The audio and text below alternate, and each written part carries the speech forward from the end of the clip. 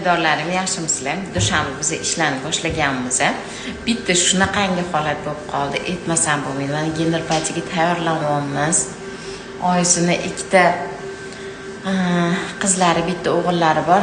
Gap unda emas. Gapchi, mana hozir ko'rmayman 24 haftalik shuncha bolasida shunaqa holat bo'lmay turib, mana 4-bolasida shveykasi ochilib ketyapti. Hech kim ishonmaydi. Shunchasini yaxshi tuqqansan-ku deydi-da, vrachlari ham ishonmasligi mumkin.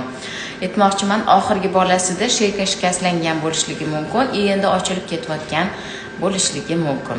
Oyisi aytibdilar, "Mazam bo'lmayapti, sizlar xo'pa, sizni qabulingizni kutib yuruvdim" deyaptilar. Oyjonlar, raz mazanglar bo'lmayaptimi? Kutmanglar unaqa. Agar ochilib ketganda nima bo'lardi bilasizlarmi? Tug'ib qo'yardilar. Kevuringlar, mazanglar bo'lmayaptimi? Men bormi, Karam opa bor. Ozgina kutib tursanglar ko'ramiz. Unaqa yurmanglar demoqchi.